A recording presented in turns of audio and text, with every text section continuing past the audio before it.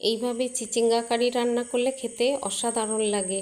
চিচিঙ্গাগুলো চেঁচে পরিষ্কার করে ডুমো ডুমো করে কেটে নিয়েছি। একটা বড় সাইজের আলুও কেটে নিয়েছি। কড়াইয়ে তেল দিয়ে আলুগুলো দিয়ে নুন হলুদ দিয়ে নেড়ে চেড়ে লালচে করে ভেজে তুলে নিলাম।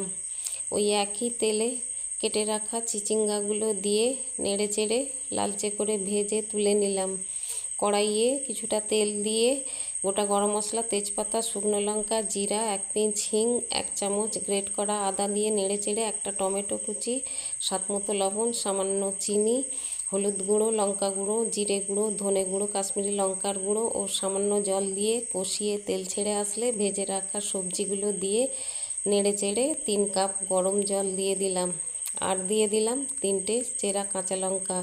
5 মিনিটের জন্য মিডিয়াম ফ্লেমে ঢেকে দিলাম। সবজি সিদ্ধ হলে উপর থেকে 1 চামচ ঘি ছড়িয়ে দিলাম। খেতে দুর্দান্ত হয়েছিল।